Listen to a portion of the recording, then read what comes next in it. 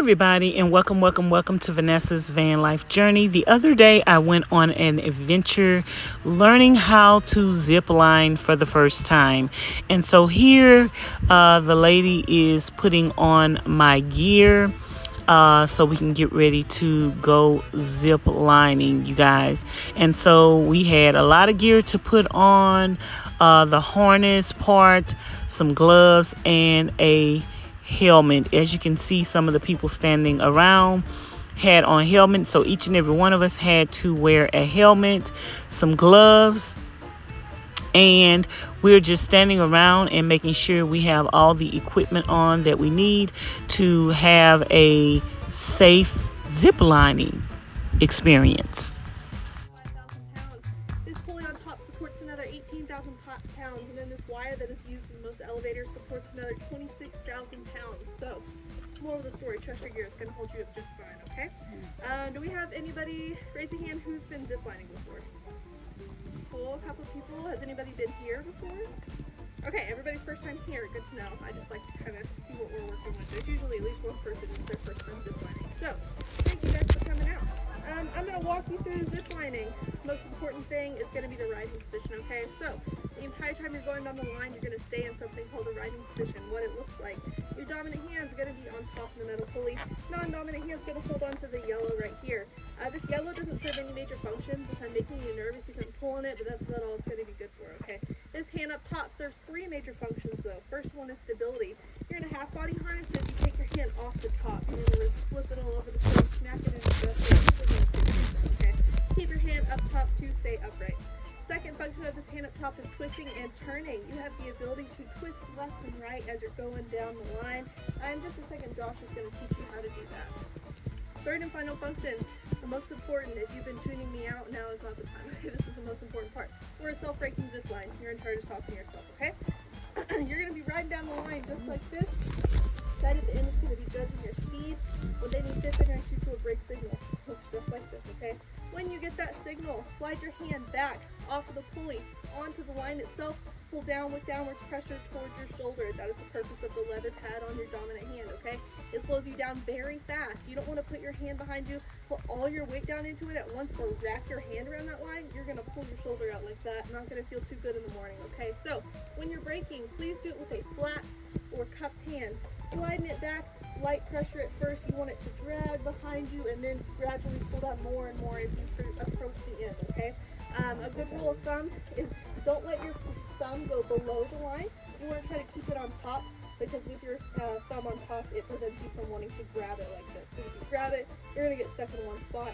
It slows you down way faster than you think. We're all going to practice on this line before we head up on the hill, so don't feel nervous about it. We'll make sure that you feel comfortable with it before we head on up. Could you show us a good break, Josh? Everybody watch that top hand. He's sliding it back, coming to a nice stop. He's not going very far fast, but we'll still apply, okay? Notice how he didn't wrap his hand around that line. It was dragging behind him as he was braking, okay? You want it to drag behind you. If it's not, you're pulling down too far, okay? I mentioned some signals. First one's the brake, which looks like this. It looks like a wave. They're all very nice, but that's not what that means. Don't wave back, okay? It actually happened before. This means brake, alright? Slide that hand back, start coming to a stop. Second signal is this. This is the opposite of brake. This means you are not going fast enough for a signal. Maybe you had a bad takeoff, gust of wind hit you. For some reason, you're slowing down, and we're hoping that you're going to make it all the way across. If you see this, it means stay in the riding position, coast it in. Okay, so brake, don't brake, alright? Last signal is this. If you see this, you messed up, because I don't ever get this out. This means whatever you're doing is making me super nervous. Please stop, okay? I don't really give this signal out. We're not going to prevent you from having too much fun. You have the cool tour guides, but if you're being unsafe in any way, you're going to get this signal. Or maybe you broke too early. We give you that brake signal pretty late. You just want to wait for it. So maybe you hit this because you broke too early, something like that. Just get back in the riding position, okay? That was a bunch of ziplining dudes. One major don't. The entire time you're out here, where do you think you don't want to put your hand? Can you guess who's on front? In front, yeah, everybody got that. Don't put your hand in front, alright? On a good day, you put your hand in front, what's going to happen is it's going to suck up that leather pad. It's going to get lodged under this first wheel. You're going to get stuck in one place, sitting there dangling in the middle of the line. So we have to come out and rescue you. I'm going to record you, post it on Facebook, and send you a little bit. But on a bad day, if you put your hand in front, it could break, bruise, or even cut off one of those fingers. Everybody take a deep breath. They're super dramatic. In the 15 years we've been open, guys, we have never lost a finger. They're usually very easy to find. They usually fall right into the line.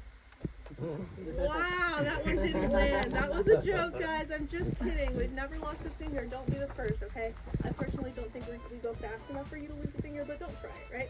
I'm going to toss it up to Josh. He's going to put a couple things into motion, and then we'll practice on this line. Make sure you feel comfortable.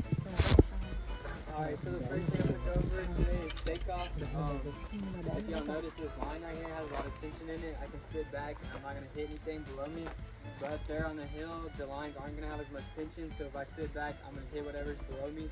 So to prevent that, we're going to have some kind of runway for y'all, whether it be stairs, metal grate. We ask that y'all just walk it all the way down, treat it as stairs, not chairs, and just let this harness naturally pick you up.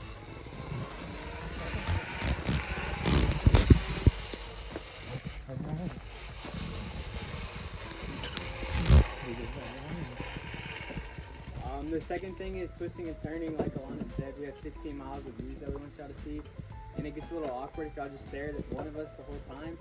So can everyone give me a little princess wave with their dominant hand? That's the same motion that you're gonna do on top of this cable. This is a fixed object. You're attached to the waist, so any pressure that you put on this cable, you're gonna move. To turn to the right, you're gonna move your wrist to the left, and vice versa. So it's gonna be the opposite of what you think. So I'll put that in motion for y'all. I can turn and look at y'all. I can look at the food.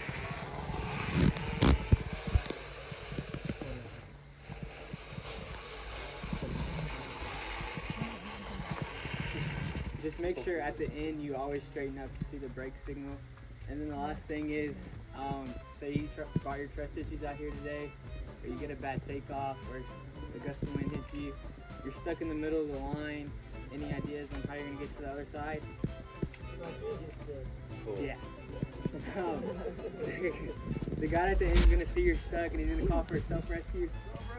If you're in that riding position, you're gonna put one hand on either side of the line, turn your back to the way that you want to go, and pull yourself in. If your glove gets caught up to the pulley, you're not going fast enough. It's not going to do any damage. But to prevent that, lean back a little bit farther. Awesome. Thank you, Josh. Wonderful job. I picked Josh off on the side of the road today. He was sitting there, and I was like, hey, you want to hit that? Yeah, we're going to put you guys up in this line. Make sure that you can, in fact, brake, because that's pretty important. Everybody's got to go, but who wants to go first? I can tip if y'all want. So they gave us instructions on how to properly zip line, and so now each and every one of us are going and taking our turns to make sure we know exactly what to do when we get out there on the zip lines. So we are practicing right now, and it was very informative because you need to know what you're doing when you get out there. Oh, and right here we had to take a ride up to the hill, and girl, it was bumpy. It was bumpy.